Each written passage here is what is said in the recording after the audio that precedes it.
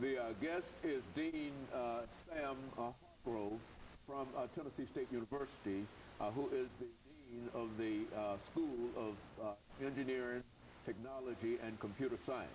And of course, Dr. Hargrove, let me have you to pick up some of the things that we were talking about earlier, and to talk about the program that you have dealing with minorities in science, mathematics, technology, and engineering. Right. Let's talk about that. Sure. Well, in order for the country finally recognized that in order to move the country forward economically, the primary factor is going to be technology and how do we commercialize technology. But to do that, we also have a good educational system that's based on that as well. And so what is happening now, there is a push, and it's very favorable right now. This push called the STEM Education Initiative: science, technology, engineering, and mathematics. And so this was primarily kicked off, even though there's surely an economic need, but kicked off by actually the President Obama. He initiated a campaign about a little more than a year ago called Educate to Innovate. Okay. And that is his push, his campaign, along with the fiscal resources to promote quality education in the science, technology, engineering, and mathematics area. He, along with others, recognized that across the globe that when you compare our educational system amongst others, we rank somewhere between 12 and 17. And so to deal with that, the President Obama is promoting more STEM education in K-12, but also for colleges and universities. Now, the good thing is, here in the state of Tennessee, we've also adopted that campaign as well. And a lot of credit goes to the governor and his push and support also for that campaign. The governor initiated what is called the STEM Innovation Network. That is an alliance of a number of professionals, as well as congressmen, businessmen, and educators to promote STEM education throughout the state. One of the challenges is that only about 23% of the college student population major in a STEM area. But unfortunately, only about 40% of them actually graduate. So we're losing 60% of the students that choose a STEM discipline as a major, and they either choose something else or drop out of college or what have you. That's a great loss. I mean, say something about that, because you're talking about a technical area, and to lose that many, and I guess that might be the whole issue. Well, that is the issue. In terms of the pipeline that has a lot of holes in it, that's a big challenge.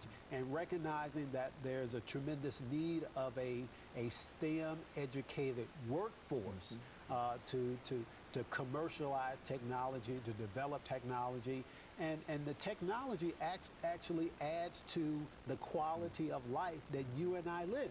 And that's why the United States is now, the leading economic power that it is now. However, China is growing fast. It is now #2 in terms of world economic power. And some suggest that within the next 20 years, it could possibly be the world's #1 economic power. And so, when the STEM Innovation Network, that is a Tennessee response to address K-12 and the need for more students to be more prepared, as well as to do better in K-12 and hopefully pursue a science, technology, or engineering or mathematics degree when they graduate. And then the last thing is, as you well know, the state of Tennessee was successful in its application for the Race to the Top award. Well, a large portion of that is to support the STEM education effort for the state of Tennessee. And that's very positive. And the state of Tennessee recognizes that there's a tremendous need for its workforce to be highly educated, to produce graduates in that field, to be entrepreneurs, to work for major corporations that are here in this wonderful state.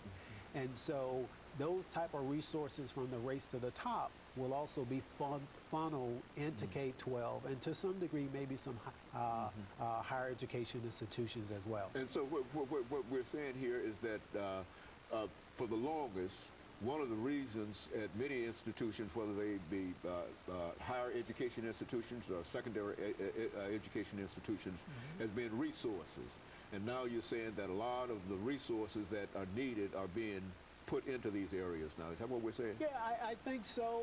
You know, the U.S. for a long time recognized that it's been a leader of technical supremacy, but now we're being challenged by the other countries, and I think that's good. You know, the book "The World is Flat" and several other publications that a lot of other countries are developing in terms of their own quality of life. That's a good thing, but at the same time, the U.S. must also respond and continue to improve and to make new products and to sell those products and have and such that its GDP continues to grow as well. In China, their GDP, gross domestic product, is almost I think double digit for the most part, and ours remain about between 3 to 5%. Well, we can't stay that way. We have to continue to invest in a workforce to create jobs and to have qualified people for those jobs in order that you and I and our children to have a better quality of life. And all of this would really improve the life situations for a large number of folks, not only in America, but throughout the world, if we were to invest that kind of money and elevate ourselves in those regards. Absolutely, absolutely. You know, in the state of Tennessee, we graduate about 9,500 engineers. In the U.S., there's only about 70,000 engineers. We have to do more. We have to graduate more. Hold that point, and I want to follow that up when we come back during that this final segment, because I think that is one of the major points that we want to cover here. And we've got about 8 or 10 seconds, and we'll be back. We'll be back with our audience following this very, very short commercial break.